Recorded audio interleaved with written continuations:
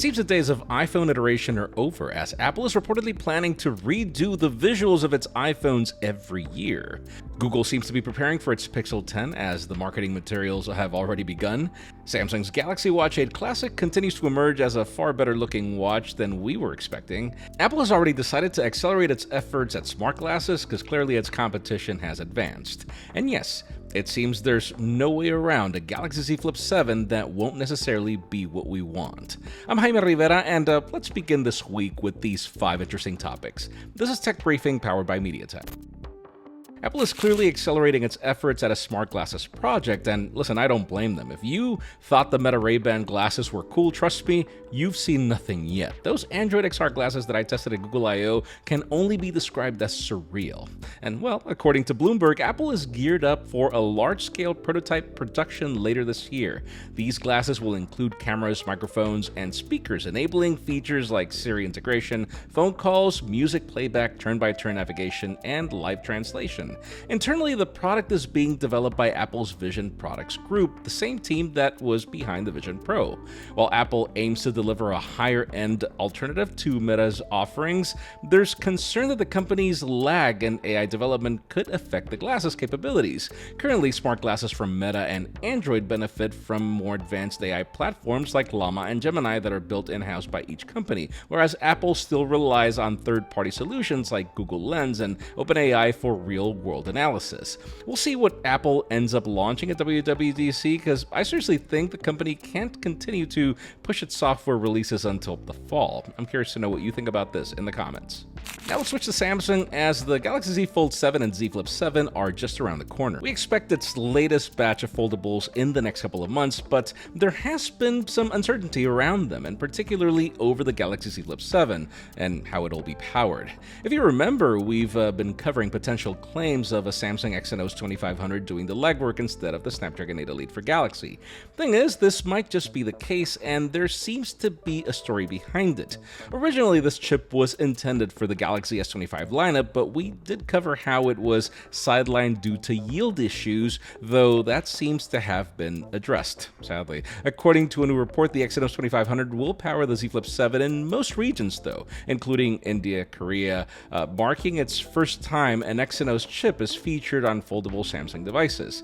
That being said, it seems it won't be everywhere. In markets like China and North America, we might be receiving the Snapdragon 8 Elite variant. And now the question is why. I'm not sure if Samsung is expecting lower sales outside these markets in order to risk the legacy of the flagship more than it already has with that price hike, but we'll see. I'm curious to know what you think about this in the comments.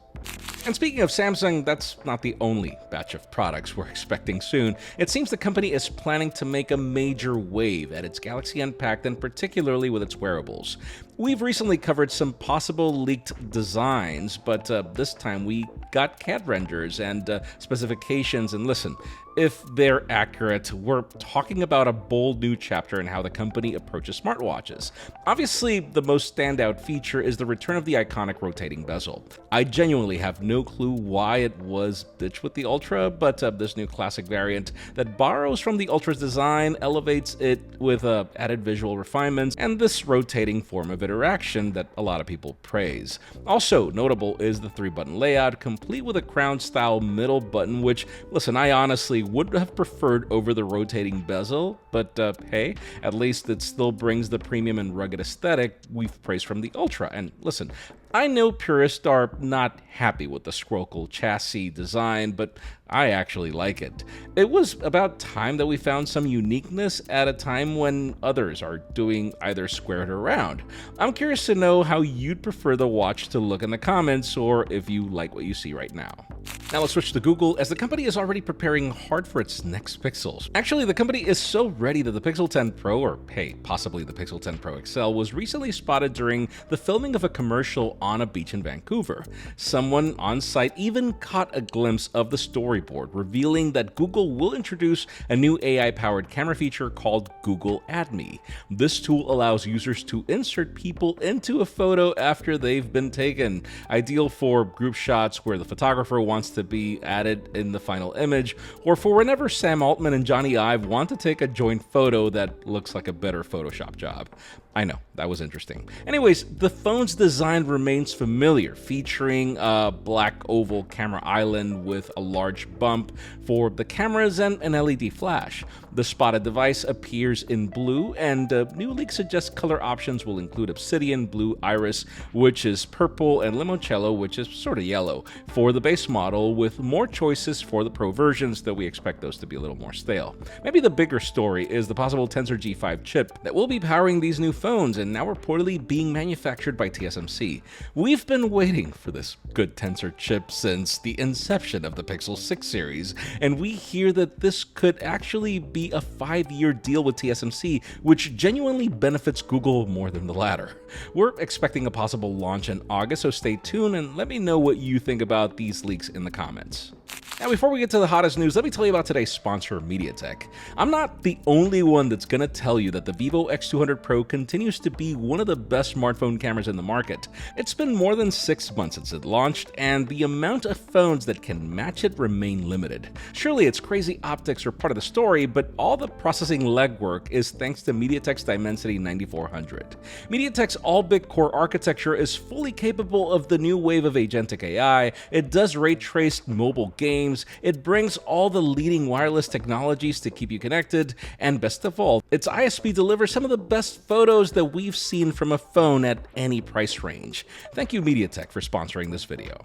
And finally, for the hottest news today, let's talk about Apple one more time. For those of you that have complained that iPhones have not changed much since the 12 series, well, that might actually change dramatically. The company is reportedly planning major iPhone hardware redesigns, and this time for each of the next 3 years. The plan is to apparently introduce a series of visual and structural changes across the 2025, 2026, and 2027 models, which, yes, is very unlike Apple. According to Digital Chat Station, Apple aims to progressively update the rear cameras, front display components, and eventually eliminate all the visible sensors, leading to a fully uninterrupted screen. The first step in this plan begins with the iPhone 17, expected this fall, which will feature a redesigned rear camera layout arranged horizontally, even if, we wonder if it's just for the visor of the cameras. In 2026, Apple is set to shift its focus to the front of the device. The current dynamic island is expected to be replaced by a small circular punch hole with Face ID components hidden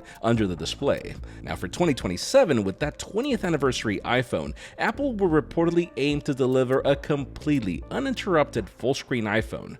Both the front camera and the Face ID modules will be integrated beneath the display with no visible cutouts or notches. It remains unclear whether these design changes will apply to all models or remain exclusive to the Pro lineup initially. My money is set on this being progressive and starting with the Pros, but we'll see. In today's question, let me know, do you believe in the possibility of Apple bringing major redesigns for the next 3 years? Because in my case, I think the smartphone landscape has changed so much that the company needs to get aggressive, but that's just me. I'm curious to know what you think about all this in the comments. Friends, thank you so much for joining on another episode of Tech Briefing. 2 videos a week is going strong, so please like, subscribe, and join the conversation in the comments, as I'm sure you've seen me try to respond to as many as I can. Also, follow me on social media, as there's been a lot of behind the scenes happening with future projects. Our little company continues to grow, so we really hope you like what you see. I'm Jaime Rivera. Thanks so much for watching. I'll see you on the next one.